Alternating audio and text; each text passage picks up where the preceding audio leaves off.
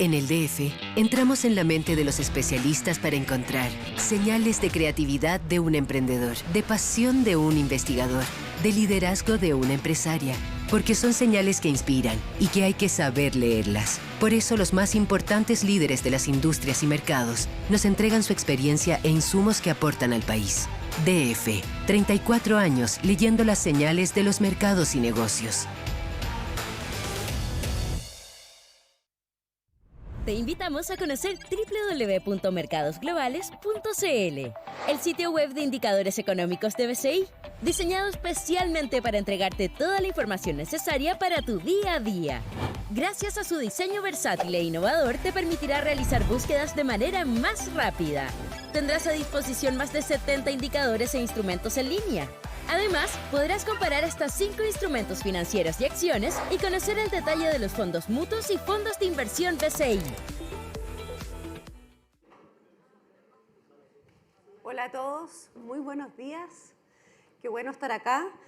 Primero que nada me quiero saltar un poquito el protocolo, pero yo creo que lo amerita, porque tenemos que comentar mutuamente qué semana. Realmente ha sido una semana, no se puede partir presentando formalmente sin hacer un hincapié en que ha sido una semana especialmente intensa y yo por eso le quiero agradecer especialmente al ministro.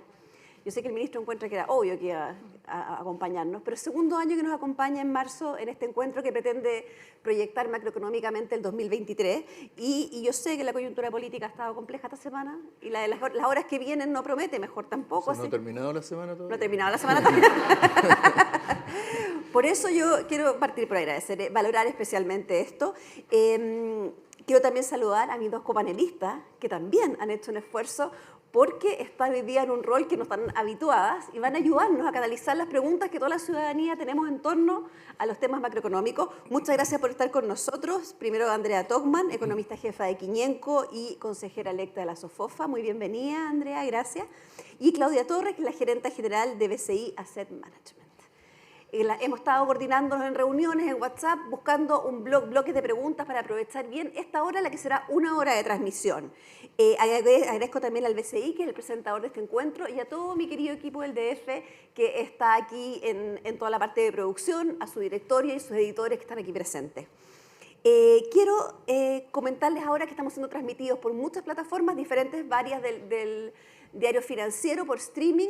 Aquellas personas que nos están viendo online sepan que pueden participar a través del hashtag, Seminario Económico DF, nos pueden mandar sus preguntas, esas preguntas me van a llegar acá durante el encuentro. Aquellas que conversen con estos bloques que estamos pensando, las vamos a ir sumando a las preguntas y si no dejaremos al final un tiempito para hacerlo. Los demás, los que están aquí, también están invitados a hacerlo vía redes sociales. Así que, sin más, partamos.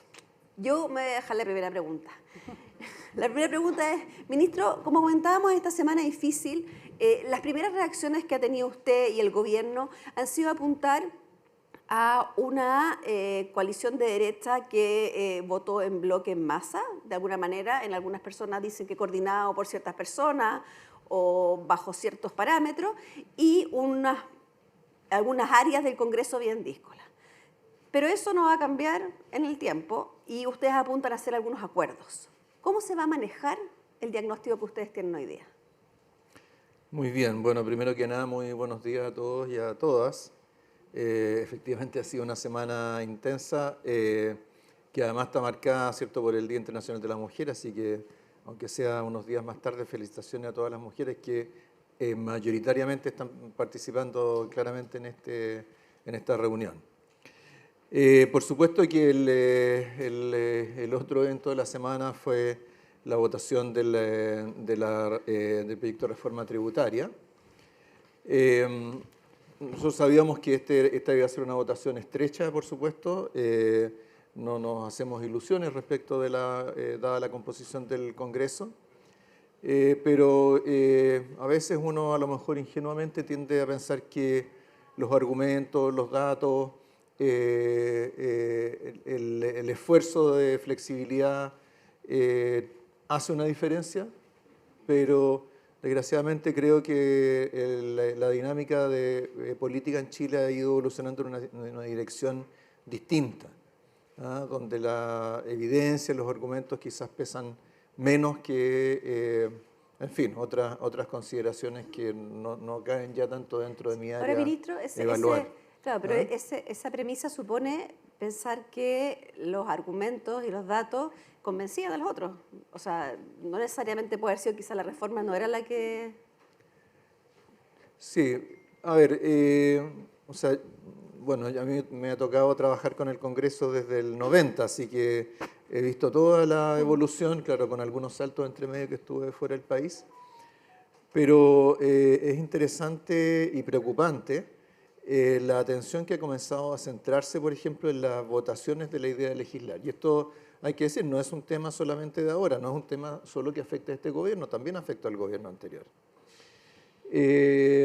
Y creo que el tema de la idea de legislar se ha transformado casi en una suerte de plebiscito parlamentario, donde se trata de marcar posiciones, pero sin necesariamente considerar cuáles son los efectos de votar, el significado y el efecto de votar en contra de la idea de legislar de un proyecto. ¿Y usted sería partidario, por ejemplo, de acotarlo en la nueva Constitución y de dejar una idea de legislar, por ejemplo, para las mociones o para ciertos tipos de proyectos, pero dejar que los proyectos de temas recurrentes entren directamente?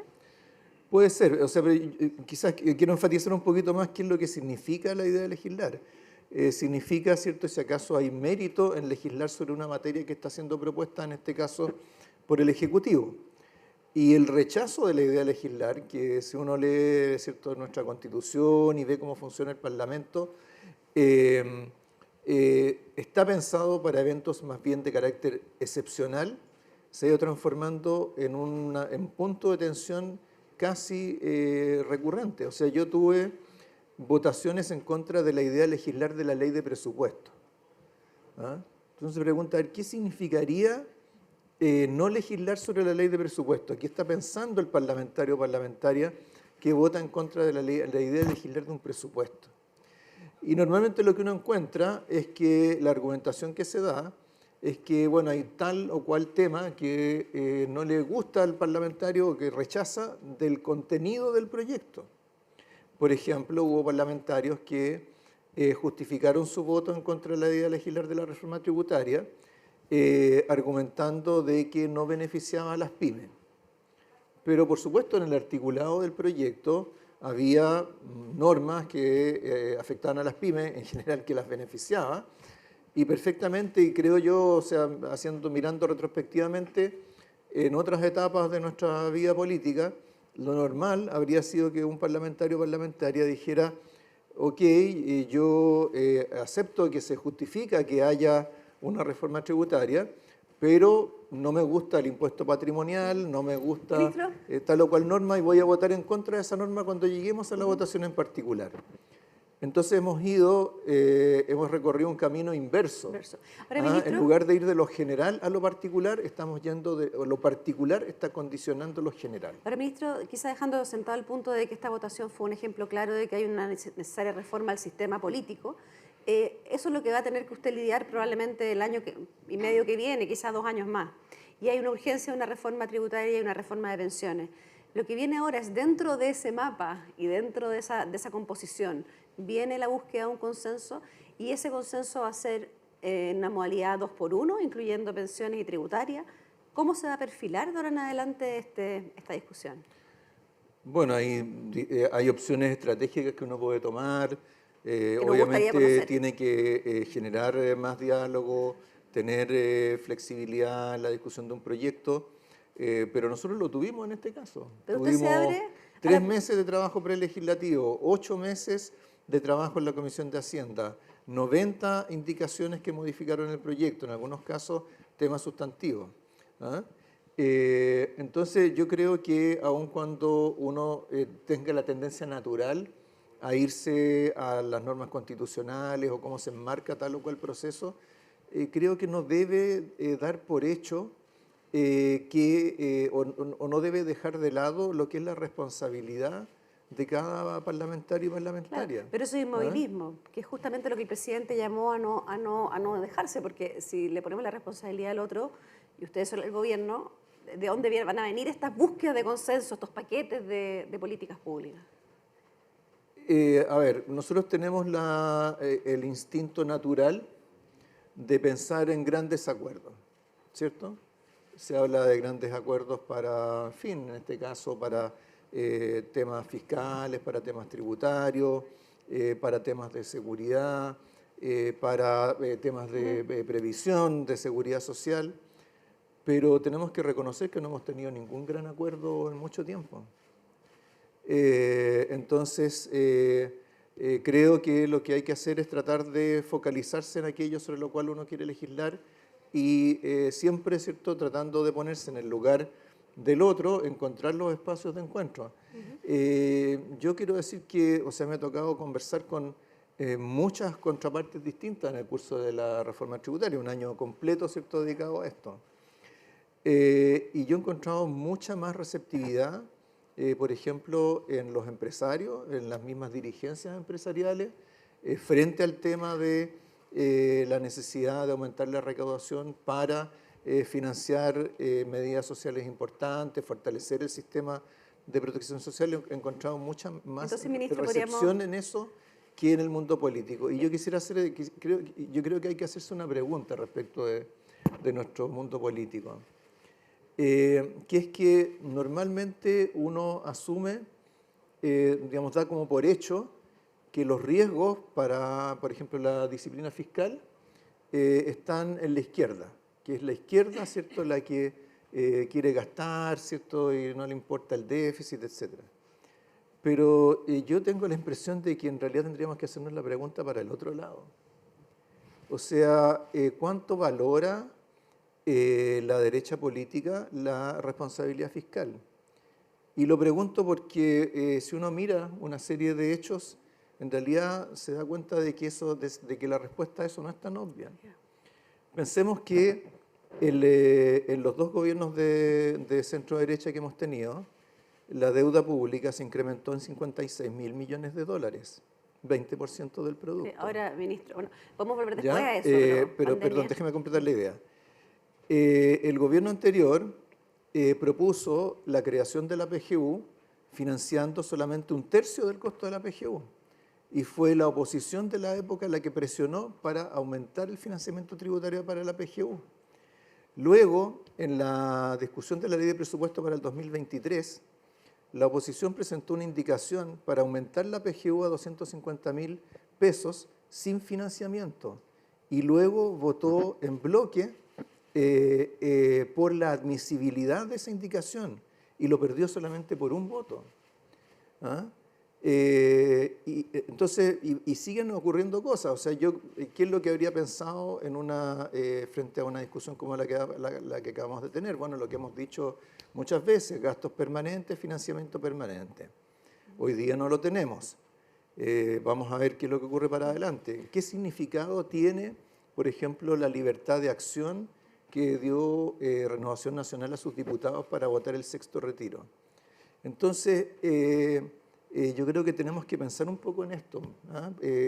Al final, fue un gobierno de centro-izquierda el que creó la regla fiscal que nos ha regido hasta el día de hoy. Fue el actual gobierno, más a la izquierda que el gobierno del presidente Lagos, el que recuperó el superávit fiscal después de 15 años. ¿Ah? Entonces, creo que son preguntas bien importantes que tenemos que hacernos. Vamos a volver al tema de gasto fiscal y de equilibrios macroeconómicos, pero Claudia y Andrea tienen preguntas ya sobre el debate tributario y más sobre el contenido que hemos estado discutiendo. Claudia. Ministro, yo creo que es importante porque lo hemos visto ya como una alternativa, ¿no? El uso del royalty para poder financiar de manera compensatoria el aumento en la PGU, ¿no? Sabemos que la reforma tributaria en parte buscaba financiar el aumento de la PGU, tiene un costo en torno a 1,6% del PIB, y muchos se preguntan, bueno, ante esta situación, royalty, impuestos correctivos, ¿son una alternativa para poder financiar el aumento de la PGU? Sí, bueno, es parte, ¿cierto?, de la agenda legislativa del gobierno, es parte, ¿cierto?, de lo que se ha definido como reforma tributaria en su conjunto, lo que se votó ayer solamente uno de los proyectos, pero era el más importante cuantitativamente. Pero los órdenes de magnitud lamentablemente no alcanzan porque incrementar la PGU a 250.000 pesos, cuesta más o menos 2.500 millones de dólares al año permanente. En el caso del royalty minero, el royalty minero está tal como está el proyecto, que todavía no ha terminado de tramitarse, ¿cierto? Aumenta la recaudación en medio punto del producto, o sea, más o menos 1.500 millones de dólares, pero de esos 1.500 millones, ya 450 están comprometidos para aportar a las regiones y a los municipios, particularmente a los municipios de las comunas mineras. Así que ya estamos hablando de 60% de medio punto del producto, o sea, ya no estamos yendo a menos de 1.000 millones de dólares al año. Y en el caso de los impuestos correctivos, la lógica que tienen no es recaudar, ¿cierto? Es incidir sobre el comportamiento de las personas y de las firmas por la vía de cambiar precios relativos. Entonces, los proyectos de impuestos correctivos contienen impuestos y contienen subsidios. Y en el neto está previsto que eso en su conjunto recaude no más allá de 0,3% del producto. Parte de lo cual también está comprometido que vaya a los territorios. Entonces, desgraciadamente no son alternativas, y por lo demás todavía tenemos que discutirlo y tramitarlo. Usted dijo, no alcanza, ¿no? Y la pregunta, y también la quiero volver a enfatizar, algo ya tocamos de la responsabilidad fiscal, pero en este escenario es importante entender si el compromiso del gobierno está por esa vía, ¿no? Porque la presión que probablemente va a haber sobre el gasto fiscal puede ser importante. El poder dar cumplimiento a todas las demandas sociales es parte central del eje del programa de gobierno.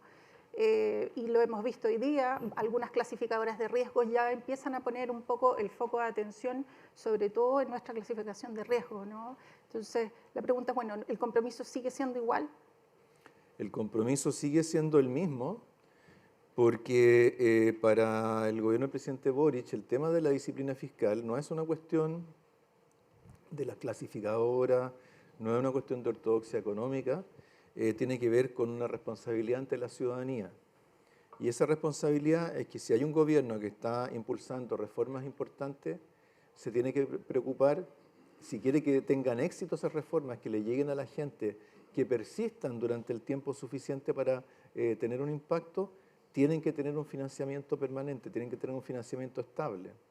Y la economía tiene que ser estable. O sea, los gobiernos progresistas en el mundo normalmente ¿cierto? Han enfrentado problemas justamente por el lado fiscal o por el lado macroeconómico. Esa es una lección que nosotros aprendimos ya hace muchos años mirando lo que habían sido las transiciones a la democracia en América Latina y sigue siendo válido hoy día. Entonces, de parte del gobierno, ese compromiso con la disciplina fiscal no va a flaquear.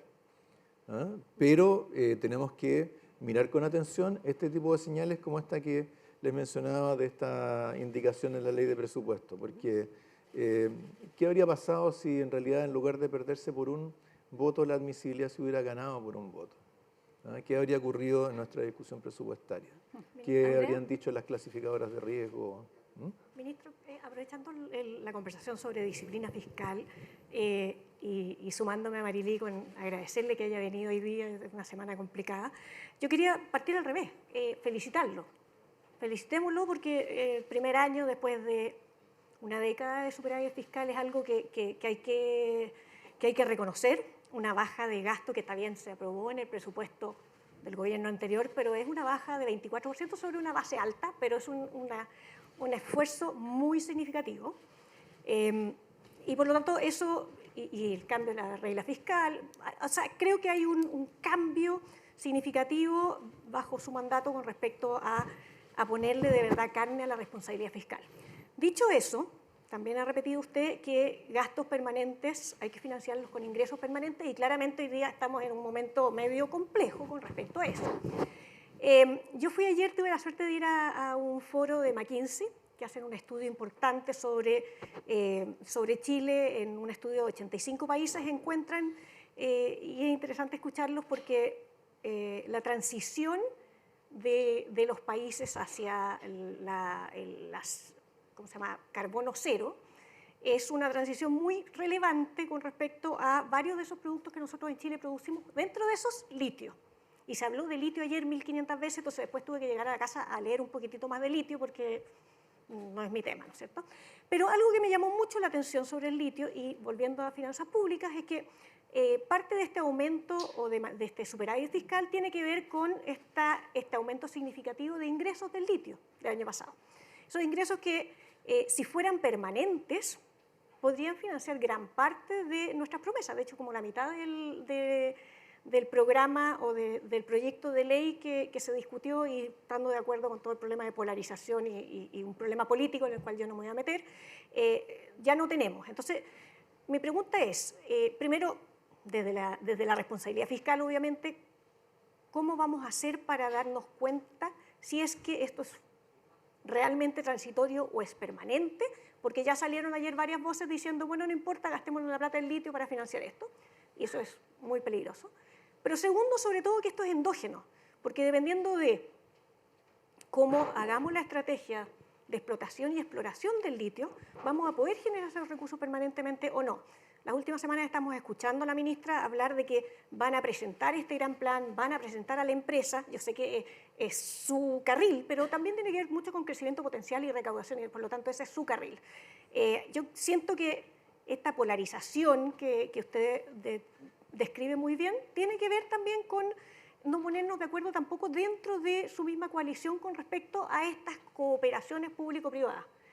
Y tomándome de sus mismas palabras de que el empresariado ha entendido muchos de estos problemas y hay un problema en la política más que en el empresariado, suena muy difícil esto de que no podamos avanzar en algo que es una ventana que está abierta hoy día, pero que se nos va a cerrar. Australia nos pasó en términos de exportaciones de litio, y estamos a la espera de que se puedan o no modificar los contratos, contratos que en la época de Vitrán se modificaron muy fuertemente con un ingreso muy significativo para las regiones, para las comunidades y para el Estado. Entonces, ¿por qué no empujamos esto en términos de crecimiento potencial y en términos de recaudación? Perdón, larga mi pregunta, pero creo que es súper relevante en términos de pensar, o sea, para irnos un poquitito al core, a la disciplina fiscal y crecimiento a largo plazo. Sí, no, es larga, pero muy buena pregunta, que tiene varias partes. Yo creo que yo voy a partir por algo que mencionaba casi al final, que es el tema del crecimiento potencial. Nosotros estamos acostumbrados a pensar en el crecimiento potencial casi con esas descomposiciones de solo, ¿cierto? Y con temas de productividad que solo dependen de las regulaciones. Pero la verdad es que el crecimiento potencial de un país depende de muchas más cosas y en realidad cuando medimos productividad total de factores, en realidad lo que estamos haciendo es calcular un residuo que suponemos al cual le damos el nombre de productividad, pero en el fondo es todo aquello que no podemos medir directamente como aumento de capital o aumento de trabajo. Entonces, lo que está pasando hoy día en Chile es que justamente como producto de todo este cambio que se está produciendo en la economía mundial, mientras para algunos países eso representa un gran esfuerzo y probablemente un gran costo, para nosotros es un beneficio potencial muy importante. Por el cobre, por el litio, por las energías renovables, por el hidrógeno verde. O sea, nosotros podemos ser un país que puede levantar su potencial de crecimiento en una economía que va adquiriendo estas características. Ahora, es un puede. Hay muchas cosas que tenemos que hacer para que efectivamente eso se materialice. Perdón, solo el estudio de caso de McKinsey de ayer mostraba que éramos el único país dentro de los 85 que esto era neto positivo para la economía. O sea, el potencial es enorme. Así es. Ahora, el litio, por otro lado, el litio como fuente de ingresos fiscales tiene la dificultad de que es difícil anticipar hoy, ¿cierto?, cuán permanente va a ser esos mayores ingresos. El Consejo Fiscal Autónomo ha planteado, ¿cierto?, ha planteado la pregunta. Nosotros hemos estado trabajando en eso. Tuvimos en años pasados una situación similar a una escala distinta con el molibdeno, ¿cierto?, cuando tuvo un salto grande a comienzos de los 2000. Estamos trabajando en esa fórmula, pero creo que para todos los efectos prácticos, creo que no podemos suponer que este salto en los ingresos del litio va a ser algo lo cual podemos contar de manera permanente para financiar gastos más o menos de esas magnitudes. tenemos que encontrar una manera de determinar cuánto de eso podemos incorporar como ingresos permanentes. Ahora, cuando eso ocurre, también tenemos que pensar que hay algunas cosas que nos hacen perder ingresos permanentes, así que hay que, excepto balancear ahí la suma y la resta. Ahora, en términos de la política, puedo decirle anecdóticamente que en el camino para acá me vine leyendo el borrador del documento de Política Nacional del Litio, así que lo que señala la ministra efectivamente es algo que va a ocurrir, que está dándosele los últimos detalles. ¿Ministro, plazos ¿sí? tiene algún tipo de plazo? Este mes. Este mes. Este mes. Eso va a involucrar una cooperación público-privada. ¿Ah? Público-privada tanto para efectos del desarrollo de la industria como para la distribución, ¿cierto?, de sus rentas. ¿Incluye, ministro, la idea efectivamente de la Empresa Nacional del Litio? La Empresa Nacional del Litio es un tema que está en el programa del gobierno, ¿sí?, y sigue estando presente. Ahora, el programa de gobierno, si ustedes lo leen bien, cuando habla de la Empresa Nacional del Litio, nunca habló de un monopolio del litio, un monopolio estatal del litio ejercido por la Empresa Nacional del Litio. ¿Ah? O sea, va a ser una empresa que compita con otras empresas del litio. O sea, ahí vamos a ver ciertos los detalles, pero el ahí vamos a ver es el que me preocupa a mí, porque mientras nosotros estamos en ahí vamos a ver, de hecho, acuérdense que la primera comisión del litio la formó el gobierno de Bachelet II, ¿no es cierto? Y salió con sendas propuestas, y estamos hoy día, casi 10 años después, todavía en ahí vamos a ver, y entre medio nos pasó Australia, China se ha metido en todo, y nosotros quedamos, porque necesitamos esos ingresos permanentes, nos quedamos, me parece que nos quedamos demasiado pegados. Sí, pero, o sea, conociendo a McKinsey, supongo que habrá mencionado ayer que Australia, la manera de extracción del litio que tiene es distinta a la que tenemos nosotros. Sí. Y que al mismo tiempo, ¿cierto?, la tecnología para la extracción del litio de los salares también está cambiando. Y por lo tanto, parte de la política nacional del litio tiene que ver con cómo acelerar ese cambio, acelerar el cambio desde la obtención de litio por la vía de la evaporación de la salmuera, ¿cierto?, en los salares, a lo que se llama extracción directa. Entonces, también esa política lo que va a tener que hacer es buscar cómo acelerar esa transición, porque eso va a permitir, ¿cierto?, una manera más eficiente para producir litio y más amigable con el medio ambiente y más efectiva en la conservación del agua. Yo voy a tener que sacarlo el tema súper interesante del litio, pero estamos hablando de litio porque necesitamos ingresos permanentes y probablemente la reforma tributaria, o sea, reforma de pensiones, perdón, y toma el tema previsional, el que nos pesa ahí principalmente en términos de necesidad de generar recursos. Así que voy a partir, en el fondo, Claudia, por las preguntas de pensiones, que esta semana se han puesto de nuevo en primer plano a raíz de lo que pasó en el tema tributario. Bueno, la reforma de las pensiones, ministro, cambia radicalmente la forma en cómo se interactúa hoy, ¿no? Se crean nuevos actores, el Estado pasa a tener un rol bien protagónico dentro del sistema, pero por otro lado no aborda tendencias que hoy día son una realidad, ¿no? Las personas vivimos más, no hay avances por ahí, hay un nivel de informalidad que todavía es importante. Y por otro lado, la cobertura, ¿no? La reforma de las pensiones de alguna manera está financiada por los trabajadores dependientes, y la informalidad empieza de repente a crecer, ¿no? Y eso es un tema importante. Entonces, ¿por qué si por un lado la reforma es tan ambiciosa no toma en cuenta estas variables que son hoy día, como decíamos, un hecho cierto? Sí. Mire, voy a partir por el tema de la informalidad porque desgraciadamente el tema de la cotización, el ahorro de los independientes ha sido el tema más olvidado en todas las discusiones de reforma tributaria que hemos tenido en los últimos años. Fue un tema bien destacado en la comisión que yo presidí, donde se hicieron una serie de propuestas, pero desgraciadamente muchas de ellas no se consideraron y luego desapareció completamente. O sea, las propuestas de reforma previsional de los gobiernos de la presidenta Bachelet y del presidente Piñera no había nada sobre informalidad. Ahora, una aclaración sí antes de pasar a eso, que es que en Chile no está aumentando la informalidad. En este momento la informalidad en realidad está disminuyendo, lo hace muy gradualmente, ¿cierto? Pero si miramos las cifras del INE, el INE habla, ¿cierto?, de un 27, y tanto por ciento de informalidad que está por debajo del 30% que teníamos hace unos años. Por supuesto, una caída que es muy moderada y no necesariamente marca ninguna tendencia, ¿eh? Pero esta idea de que está aumentando y aumentando la informalidad no es correcta. Ahora, para hacerse cargo del tema de la informalidad, hay que tener claro que la informalidad no se acaba por decreto, ¿cierto? No basta, si hubiera una ley que dijera se prohíbe la informalidad, estaríamos al otro lado, pero desgraciadamente no existe. Entonces hay varias maneras de hacerlo. Hay básicamente dos maneras de lograrlo. Uno es a través de incentivos a la formalización o mecanismos que faciliten la formalización. Y otro es a través de lo que hoy día llamamos economía del comportamiento, ¿cierto?, que ya ha generado 2 premios Nobel en los últimos años. Los economistas normalmente tendemos a pensar desde la racionalidad económica, entonces nos tendemos a concentrar mucho en los incentivos, pero poco en los segundos. En cuanto a pero ¿qué cosas desde la economía del comportamiento pueden incidir sobre la informalidad? Bueno, por ejemplo, facilitar, ¿cierto?, la formalización de empresas. En el proyecto de reforma tributaria había varias medidas sobre esto, ¿eh?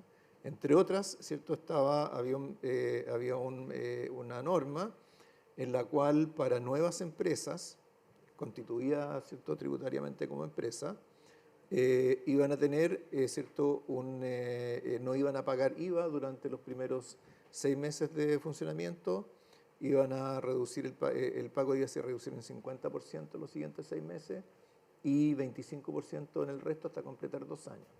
Eso no se aprobó porque se rechazó la idea de legislar. En el proyecto de reforma previsional está contemplado la posibilidad de que los trabajadores independientes puedan cotizar a través de un mecanismo simplificado. Pensemos que hoy día para que un trabajador independiente pueda cotizar voluntariamente, ¿cierto?, lo que tiene que hacer es que tiene que llenar, ¿cierto?, un formulario, tiene que declarar una renta, tiene que calcularle el 10%, tiene que aplicarle la comisión y sobre la base de eso cotiza. Además, ¿cierto?, como hay un tope de renta imponible, entonces si es una persona que es informal pero sus ingresos fluctúan mucho de un mes a otro, aun cuando quiera cotizar mes a mes, a lo mejor va a haber varios meses en que se va a topar con el límite de renta imponible y no va a imponer por la diferencia. Entonces, ¿qué es lo que se está proponiendo en el proyecto de reforma previsional? Que un trabajador independiente pueda pactar un depósito fijo en pesos en su cuenta de capitalización a través de un descuento automático de su cuenta bancaria. Hoy día, ¿cierto?, como sabemos, ¿cierto?, el uso de las cuentas bancarias a través de la cuenta RUT se ha expandido sustancialmente. Para todos los efectos prácticos, todo el mundo tiene cuentas bancarias, 14 millones de cuentas RUT. Entonces, creo que tenemos que pensar más en ese tipo de mecanismos. Ministro, puede ser ese, puede ser otro, pero, la edad de jubilación. pero perdón, simplemente para completar la idea, parte de, ¿cierto?, lo que viene de economía del comportamiento es que uno pacte de antemano las cosas, ¿ah? De tal manera de que una vez que tomó esa decisión ya no tenga que estar pensando todos los meses, ¿ah? Entonces también es algo que es parte de esa propuesta. Súper. Y la otra pregunta era, ¿por qué no también empezar a avanzar en algo que ya es una realidad, ¿no? Mucha gente tiene que extender el periodo que trabaja porque sencillamente lo requiere, ¿no? ¿Y por qué no ir avanzando también en esa línea de manera gradual? Un poco de manera de darle sostenibilidad también a este sistema, ¿no? Perdón, no entendí. Aumentar la edad de jubilación. Bueno, a ver, tenemos que tener claro qué es la edad de jubilación en Chile, ¿ah? Porque en Chile no es obligatorio jubilarse a la edad de jubilación, ¿cierto? En realidad el único efecto práctico que tiene la edad legal de jubilación es que es una base para efectuar ciertos cálculos o para gatillar ciertas cosas. Pero en la práctica, ¿cierto?, por la vía de la definición de los requisitos para ciertos beneficios, en realidad la edad efectiva de jubilación se ha ido postergando. La edad efectiva de jubilación de las mujeres ya está en más de 63 años, en promedio. ¿Ah? Se ha ido acercando mucho, se ha ido cerrando la brecha con la de los hombres. Entonces, la verdad es que a diferencia de otros sistemas de pensiones, donde la edad de jubilación es una cuestión es un parámetro bien clave, en el caso nuestro, en realidad por la vía, en la medida que vamos estableciendo beneficios que se van anclando a edades distintas de la edad legal de jubilación, en la práctica podemos ir generando un cambio similar. ¿Y no cree que ayudaría un poco a acompañar esa transición? Porque el mercado laboral también se ajusta un poco a esa, ¿no? Y que sea una señal para que efectivamente se vayan desarrollando puestos de trabajo para esas personas, digamos, ¿no? Sí, claro, o sea, uno de los grandes problemas que teníamos, se discutió también en mi comisión en el 2006, para el tema de la edad de jubilación, es que el mercado del trabajo de los mayores de 50 años era muy complicado. Eso ha ido cambiando, ¿no? Si uno mira lo que es la evolución de las tasas de participación en Chile hasta la pandemia, porque ahí ya todo cambió, pero hasta la pandemia el grupo que más crecía era el grupo de 55 años y más. Entonces se ha ido produciendo un alargamiento de la vida laboral y se ha ido enriqueciendo, por así decirlo, el mercado del trabajo para las personas de mayor edad. La pandemia, sin embargo, en buena medida barrió con todo eso, porque hoy día cuando vemos que todavía nos queda una brecha como de 2,5 puntos de tasa de participación respecto a la situación previa a la pandemia. Esa brecha de 2,5 puntos ya no son mujeres, está compuesto fundamentalmente de jóvenes que se dedicaron a estudiar, en fin, y de mayores de 55 años. Y a lo mejor esa brecha no se va, esa gente que salió a lo mejor ya definitivamente no va a volver, porque es algo que hemos visto que ha estado pasando en muchos países después de la pandemia. Gracias, ministro. Andrea, también tienes preguntas del tema pensiones. Chuta, es que dijo tantas cosas que tengo preguntas en muchos lugares.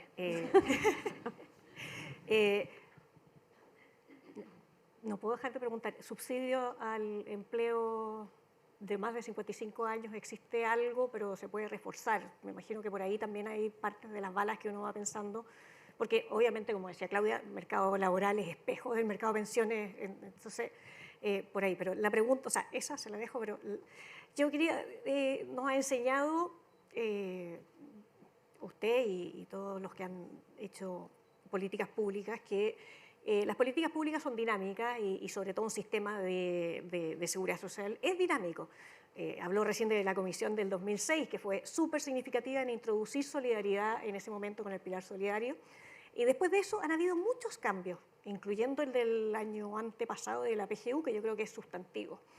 Han habido cambios también en la organización industrial para tratar de generar competencia, porque sabemos que hay hartas dificultades, ¿no es cierto?, que no nos cambiamos de FP porque la información es, etcétera, no me quiero ahondar.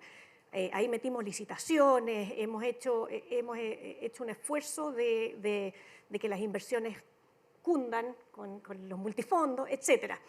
Entonces, hay dos preguntas. Una es que como que pareciera en el discurso público que se trata de minimizar eso. No, este es un sistema que no es solidario y entonces tenemos que cambiarlo. Me gustaría a mí, con más honestidad, escucharlos decir, oye, este sistema se ha modificado y tiene que seguir modificándose, porque así son las políticas públicas. Lo segundo es que donde se propone la modificación, me parece que es donde no aprieta el zapato. Todo el cambio en la organización industrial tiene un montón de supuestos que en una transición van a ser riesgosos. Y creo que los beneficios potenciales están en duda.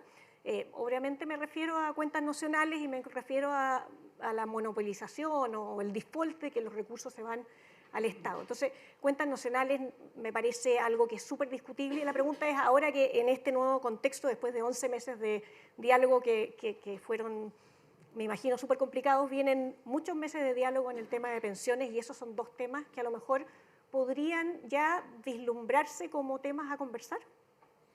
Sí, bueno, nuevamente son hartas preguntas juntas. Es que me va a aprovechar la oportunidad. Entonces, primero, incentivos a la contratación. Es una posibilidad. Hoy día la manera en que eso se ha recogido ¿cierto? Por la vía de un salario mínimo más bajo para los mayores. Pero tengo yo me parece a mí que si uno quisiera buscar incentivos tendrían que ir más por el lado de facilitar el trabajo a tiempo parcial, por ejemplo, más que directamente el subsidio a la contratación.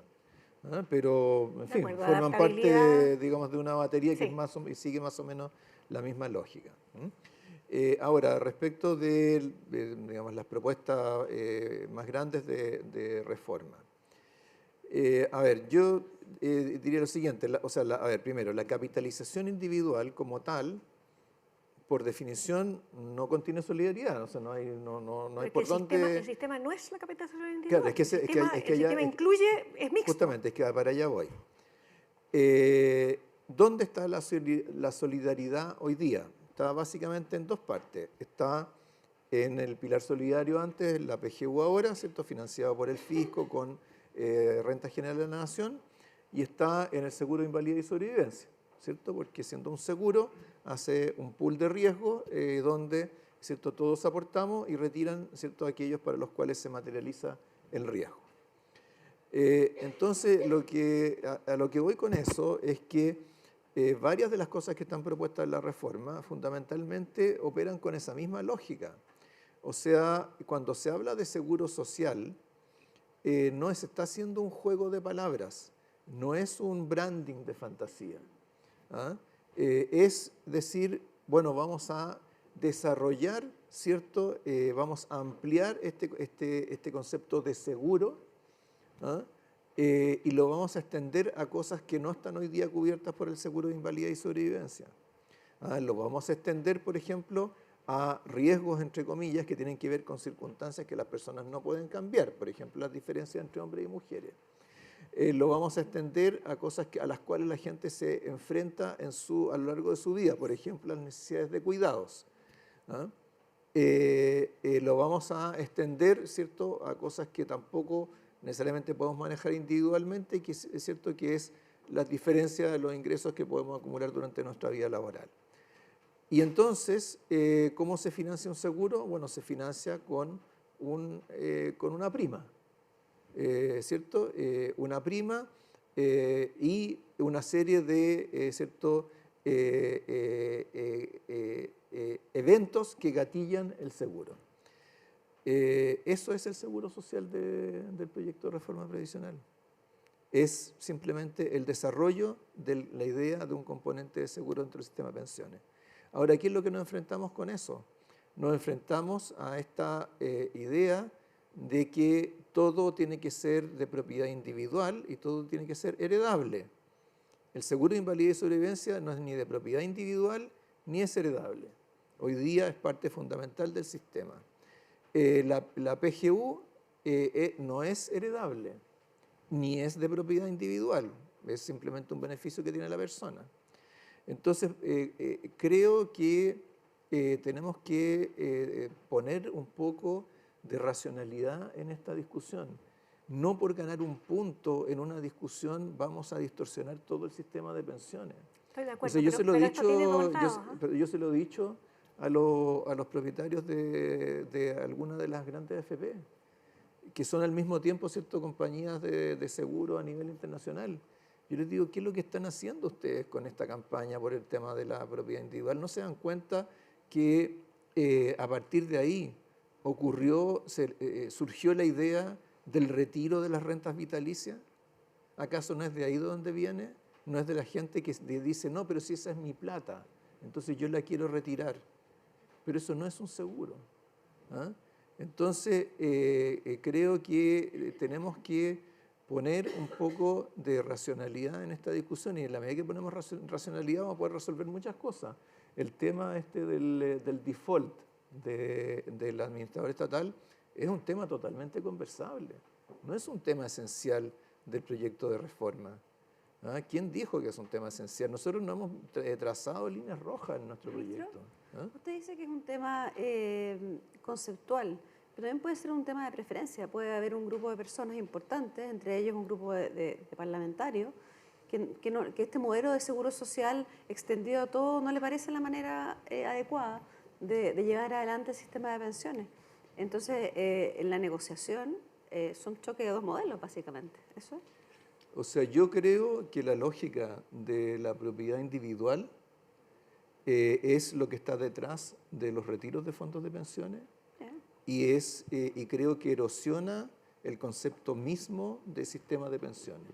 Porque los sistemas de pensiones existen porque las personas individualmente no van a ser capaces de ahorrar individualmente durante toda su vida en una cuenta bancaria, qué sé yo, para financiar la vejez, porque las personas tienen preferencia por el consumo presente, cuestión que está, ¿cierto?, ultra desarrollada en la literatura. Esa es la razón de existir de todos los sistemas de pensiones en el mundo. ¿Usted cree que tras la puerta abierta del retiro no hay ninguna posibilidad de pensar en mantener un sistema de capitalización individual? Por el hecho de que en el fondo hubo retiros en algún minuto, varios sucesivos, ¿eso ya no se podría hacer? O sea, lo que voy es que la exacerbación del concepto de propiedad individual llevó a los retiros de fondos de pensiones. Porque es cosa de preguntarle a la gente. La gente dice, no, pero si es mi plata, ¿por qué no me dejan usarla ahora? Eso es lo que dice la gente respecto a los Pero el retiros. argumento previo era que esa plata no estaba, por eso había que hacerla desaparecer, porque las FP se la estaban llevando, porque había una razón distinta. Yo creo que es más bien político el tema de cuánto se demoraron o no se demoraron en llegar con los recursos a las familias que los necesitaban. Pero veo perdona Marily, pero veo un problema de relato, porque es un relato que es muy polarizador. Es como decirle, oye, no, es que ustedes que creen en la capitalización individual de verdad están equivocados, porque, y como yo digo, este es un sistema que es mixto, y todos estamos de acuerdo con las partes de solidaridad, como acaba usted de decir, que están en el SIS y que están en que hay una base con respecto al pilar solidario, que no se les acaba la plata con el retiro programado, etcétera. Entonces, creo que por los dos lados nos falta sincerar que sí es un sistema que es mixto, que sí requerimos en seguridad social mayores resguardos para todos estos problemas que usted acaba de denunciar, pero me parece que se está poniendo también en un extremo al culpar entre comillas, el culto a la capitalización individual. Sí, o sea, a ver, este sistema es mixto y la propuesta del gobierno es un sistema mixto. Un sistema más mixto que el anterior. Sí, pero que suena hecho, como que esto es una gran transformación y que se acaba todo. No, es otra dinámica de modificaciones. La propuesta del gobierno tiene muchos elementos de continuidad. La eso es lo que yo capitalización resaltaría. individual no solo no desaparece, la capitalización individual se fortalece en la propuesta del gobierno. Sí, ¿no? Y por eso digo yo, el relato me parece que está como polarizándose cuando de verdad lo que uno tiene que decir es esto es mejorar lo que ya tenemos. Claro, o sea, hay discursos políticos que comienzan a estructurarse en torno a esto, ¿cierto? Que muchas veces no ayudan a una discusión pragmática como la que uno quisiera. Lo que uno quisiera, Marily, es que pensemos en el sistema de pensiones como un sistema de pensiones, como parte de la seguridad social, que tiene un componente de ahorro obligatorio, que tiene un componente de una base, ¿cierto?, que entrega el Estado y tiene un componente de seguro social. Si lo pensamos en esos términos, bueno, podremos tener diferencia en el peso relativo de cada uno de esos pilares, en cómo está diseñado cada uno de ellos, pero no tendríamos esta discusión como de principios que comienza que ha tomado tanta fuerza. ¿Qué viabilidad usted le ve al proyecto que ya está presentado de cara a lo tributario, a lo que pasó en lo tributario, y de cara a una comisión que ahora cambia de presidencia en la Comisión de Trabajo y que está ahí con esta mesa técnica que a ver si anda, digamos? ¿Cómo ve usted el proceso de la reforma previsional en los meses que vienen? Sí, bueno, el gobierno ha tenido mucha disposición a dialogar. De hecho, ¿cierto?, cuando el presidente de la comisión planteó ¿cierto?, crear esta mesa técnica, nosotros estuvimos totalmente de acuerdo. Entiendo que va a estar convocada para el lunes y vamos a ver quiénes llegan. Pero nosotros hemos dicho, Marily, el gobierno no tiene líneas rojas en el proyecto de reforma. Tiene propuestas, por supuesto, y tiene que explicar sus propuestas, pues no va a dejar de explicarlas, ¿cierto? Obviamente tiene que explicar qué es lo que está proponiendo, tiene antecedentes para justificarlo y ha tratado de darle una cierta consistencia a lo que propone, pero eso no quiere decir que frente a propuestas alternativas que cumplan objetivos similares, no vayamos a tener apertura. Eso por supuesto que lo vamos a tener. ¿Las cuentas nacionales son algo en lo que ustedes estarían dispuestos a ceder? ¿Cambiar el concepto de cuentas nacionales que hoy día está en el proyecto y que es resistido ampliamente por un sector? O sea, cambiar cuentas nacionales por cuentas, llamémosle, no sé, efectivas, básicamente lo que requiere es un periodo de transición más largo, donde para poder pagar beneficios o mayores beneficios a los pensionados actuales se requiere que haya recursos que vengan de alguna parte. Eso es básicamente lo que implica, ¿cierto?, cambiar el concepto de cuentas nacionales. Pero eso no es contrario, o sea, la cuenta nacional no es, ¿cierto?, el determinante de que exista un seguro social. Simplemente es un seguro social que sea organizado, que sea propuesto que se organice de esa manera. Perfecto. Nos quedan 8 minutos de transmisión y tenemos que ser más o menos cumplir porque ya hemos aprendido después de pandemia que las transmisiones de más de una hora no son tan buenas. Y tengo muchas preguntas del público en el tema macro, así que voy a partir con una primera que me llegó de un lector y después hacemos una más cada una. La primera es de un suscriptor del Diario Financiero, un muy fiel suscriptor, que nos dice que usted en el último informe de finanzas públicas, el de diciembre, bajó la proyección de crecimiento de menos 0,5 a menos 0,7. Sin embargo, desde febrero se la ha visto mucho más optimista. Se la ha visto optimista con las nuevas cifras. ¿Viene una corrección importante? Bueno, en este momento la corrección importante que está ocurriendo es en las demás proyecciones de mercado. Ya veremos, ¿cierto?, el Banco Central qué es lo que dice en su próximo IPOM.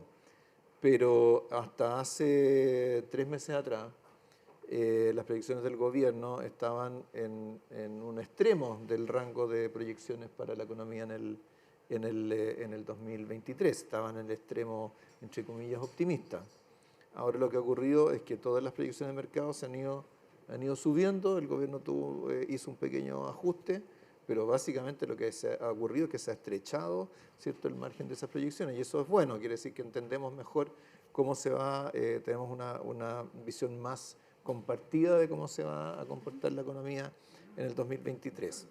Ahora, para entender, ¿cierto?, esto de las proyecciones, lo que tenemos que tener claro es que digamos, cuando tomamos cifras agregadas, tomamos crecimiento de 2023 respecto al 2022, es como si estuviéramos tomando un promedio, ¿cierto?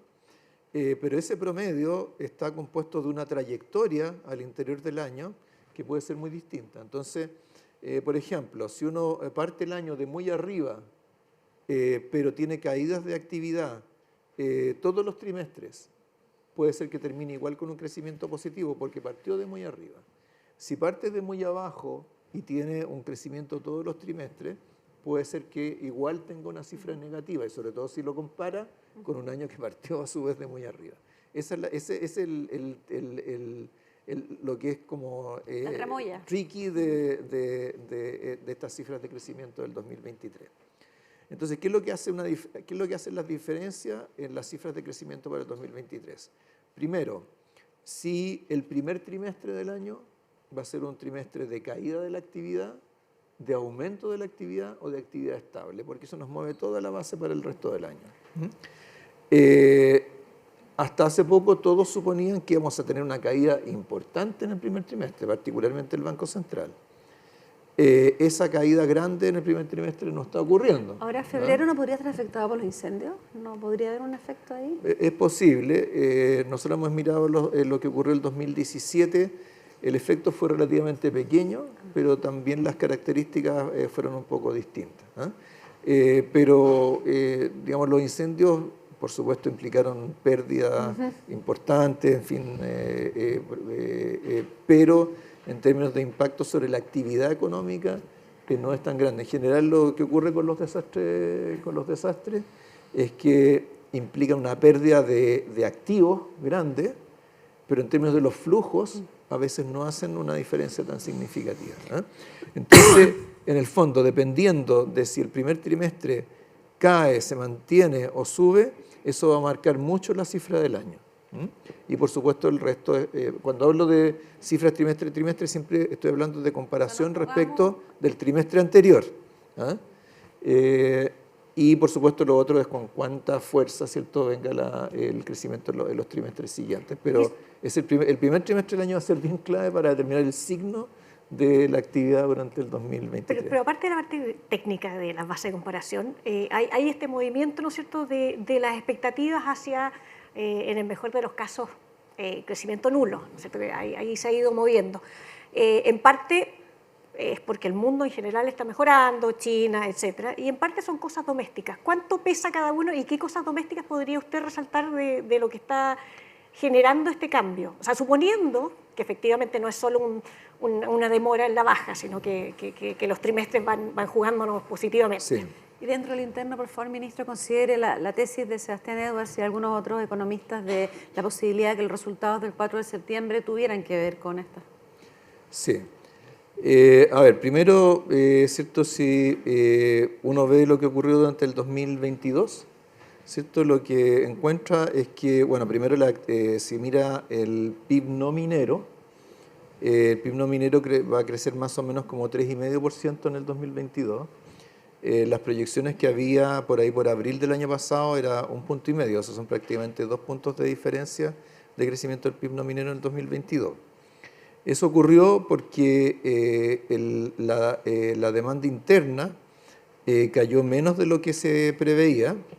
El consumo cayó, sin duda, pero cayó menos de lo esperado, cayó más en el consumo durable que en otros componentes del consumo, y la inversión creció en lugar de decrecer como se anticipaba. Entonces, para adelante ese es un tema importante. Ahora, esas cosas pasaron antes del plebiscito de septiembre. O sea, la inversión sorprendió al alza ya en el tercer trimestre del año. Obviamente el efecto del plebiscito no fue instantáneo, o sea, después del 4 de septiembre no ocurrió que de repente se empezaron a construir edificios. En lo que sí afecta, ¿cierto?, los fenómenos políticos es en los indicadores financieros, por el componente de incertidumbre, ¿cierto?, que muchos precios financieros tienen.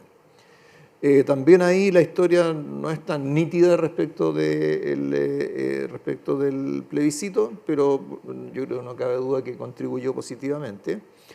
Lo que hemos tenido es que, digamos, toda la segunda mitad del año pasado fue bastante positiva. O sea, si uno mira las mediciones directas de incertidumbre, cayeron de manera muy significativa durante todo el segundo semestre del año pasado.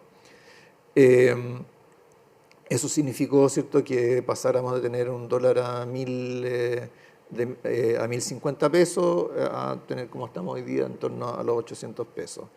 Significó bajar 170 puntos base la tasa de interés de largo plazo. Significó recuperación de la bolsa. Todas esas cosas van, por supuesto, también incidiendo sobre la actividad. Ahora, si uno busca los hitos en los cuales se produjeron esos cambios, sí, el plebiscito fue uno, también lo fue, ¿cierto?, los resultados fiscales, cuando se conocieron los resultados fiscales del año pasado, cuando se vio lo que iba a ser el resultado de la política fiscal. O sea, hay varios factores que van contribuyendo. La misma reforma previsional, cuando se presentó, fue seguida de mejora en los indicadores financieros, porque lo que hablábamos antes, la idea se constató que lo que se estaba proponiendo era un sistema mixto de pensiones donde se iba a fortalecer el mercado de capitales. Entonces, todos esos elementos han ido contribuyendo, y lo que tenemos hoy día, yo creo que es muy interesante, que es que todos los indicadores están moviendo en una dirección positiva, incluyendo las expectativas que mencionaban ustedes. Tenemos una última pregunta macro y tenemos que empezar a cerrar. Sí, Cortito. Ministro, yo preguntarle por el mercado laboral, ¿no? Porque hablábamos que en esto probablemente va a ser clave la participación que es un poco la fuerza laboral que tiene el país, ha ido aumentando, pero no está en los niveles previos a la pandemia, todavía no llegamos ahí. Pero por otro lado tenemos una fuerza de trabajo que más o menos en términos trimestrales móvil crece 45.000 puestos de trabajo, una capacidad también de ir absorbiendo esa fuerza laboral en torno a los 40.000, un mercado que se ve ajustado. Entonces, la pregunta es, efectivamente, el crecimiento ha sido mejor de lo que estábamos avisorando, ¿no? Pero igual es un crecimiento bajo, ¿no? En el mejor de los casos quizás hablemos del 0%, ¿no? ¿Cómo incentivar de alguna manera la mayor inversión para que efectivamente, en la medida que la participación laboral crezca, esa gente pueda encontrar empleo finalmente y no tengamos incrementos importantes en las tasas de desempleo? Claro, o sea, a ver, yo creo que es útil referirse al mercado del trabajo para una cuestión que es más general, que es el hecho de que la dificultad para entender la macro en este periodo tiene que ver con que tuvimos con el COVID-19 una crisis muy distinta a lo tradicional, donde las variables de oferta se han movido tanto o más que las variables de demanda. Entonces, eso hace que no sea fácil entender la dinámica de la actividad, los precios, los indicadores financieros, etc. Ahora, en el mercado del trabajo eso fue especialmente cierto, porque hubo cientos de miles de personas que dejaron el mercado del trabajo y eso incidió sobre las tasas de desocupación, etc. Ahora, parte importante de esa fuerza de trabajo ya volvió. Y de hecho hoy día los niveles de empleo ya son superiores a los previos a la crisis.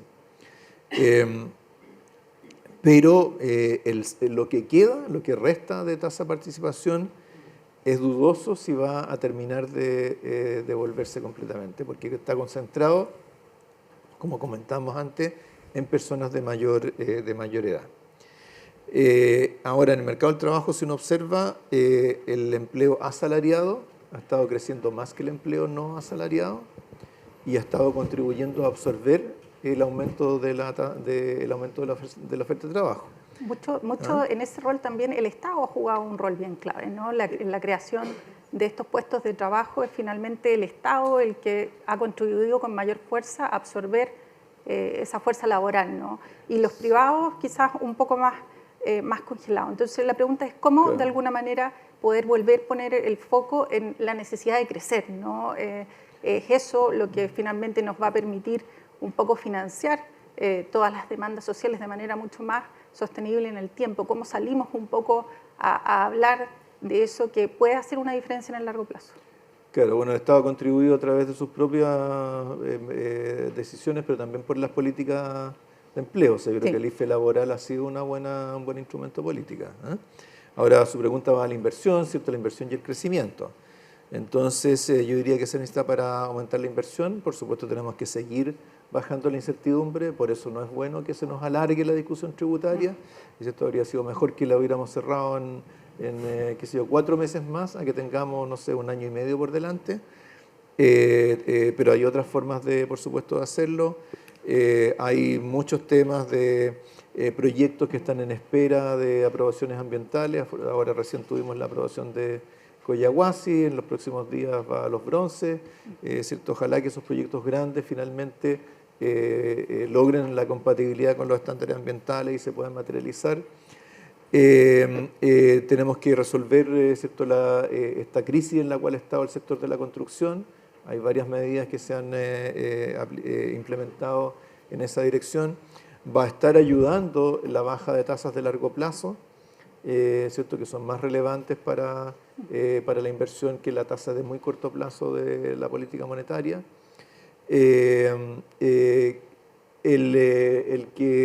Para aprovechar estas oportunidades de nuevas industrias, litio, hidrógeno verde, etcétera, se vayan resolviendo cuellos de botella que existen.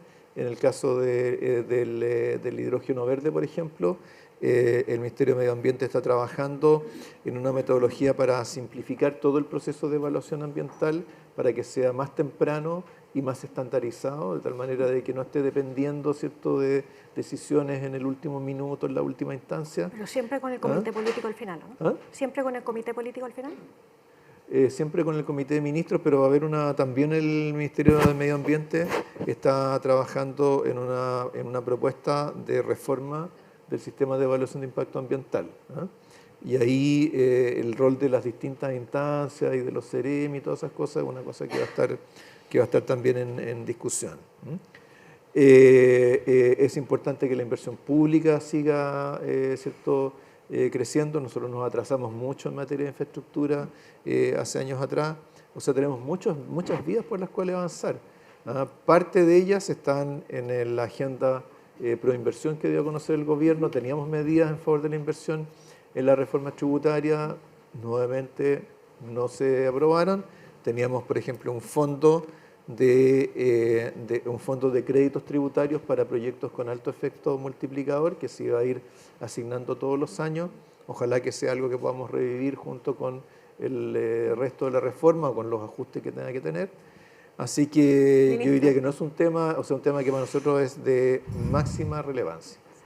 Ministro, solamente agradecerle, tenemos más de 10.000 personas conectadas y para cerrar esto, la pregunta de rigor, ¿qué espera usted de este cambio de gabinete, de este aniversario del primer año y lo que viene el mes que sigue? Bueno, yo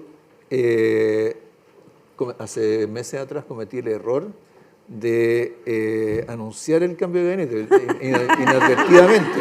No, pero ministro, así que no es mucho lo que puedo decir, pero lo que sí diría es que lo que le interesa mucho al presidente es fortalecer la capacidad de gestión en el gobierno.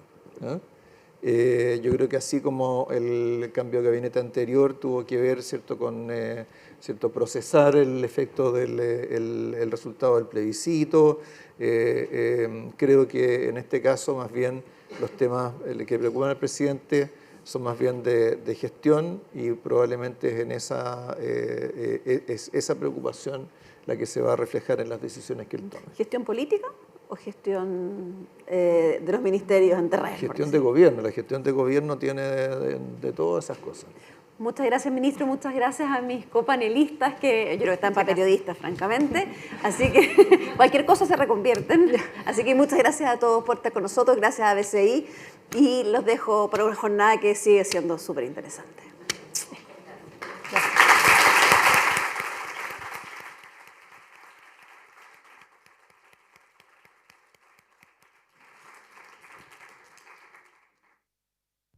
Te invitamos a conocer www.mercadosglobales.cl, el sitio web de indicadores económicos de BCI, diseñado especialmente para entregarte toda la información necesaria para tu día a día. Gracias a su diseño versátil e innovador, te permitirá realizar búsquedas de manera más rápida. Tendrás a disposición más de 70 indicadores e instrumentos en línea. Además, podrás comparar hasta 5 instrumentos financieros y acciones y conocer el detalle de los fondos mutuos y fondos de inversión BCI. En el DF, entramos en la mente de los especialistas para encontrar señales de creatividad de un emprendedor, de pasión de un investigador, de liderazgo de una empresaria, porque son señales que inspiran y que hay que saber leerlas. Por eso los más importantes líderes de las industrias y mercados nos entregan su experiencia e insumos que aportan al país. DF, 34 años leyendo las señales de los mercados y negocios.